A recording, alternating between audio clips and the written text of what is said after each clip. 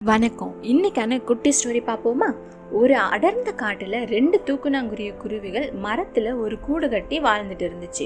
ஒரு நாள் இரை தேடுறதுக்காக 2 குருவியுமே வெளியே போச்சு. அந்த சமயத்துல ஒரு சிட்டுக்குருவி பறந்து வந்து தூக்குநாங்குருவி கூட்டுக்குள்ள நுழைந்துடுச்சு.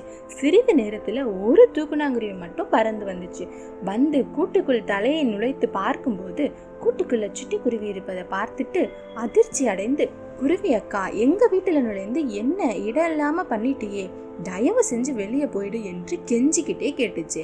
அதற்கு சிட்டுக்குருவியோ, போடி போ, உன்னால் முடிஞ்சதை நீ பார்த்துக்கோ, இனிமே இது என் வீடு, நான் இதை விட்டெல்லாம் போக மாட்டேன் என்று குருவி மறுத்துடுச்சுங்க.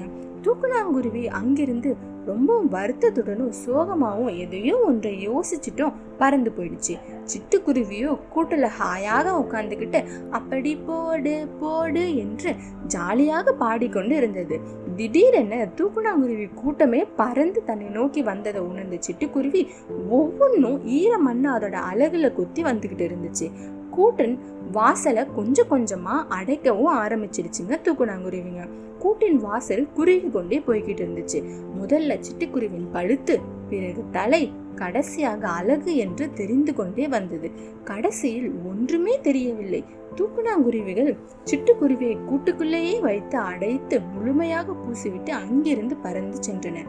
இதிலிருந்து நமக்கு என்ன தெரியணும் அப்படின்னா, அடுத்தவர் பொருளுக்கு ஆசைப்பட்டா இதுதாங்க கதி என்று தாமதமாக உணர்ந்த சிட்டுக்குருவி அந்த கூட்டுக்குள்ளேயே மூச்சடைச்சு இறந்தும் போயிடுச்சு.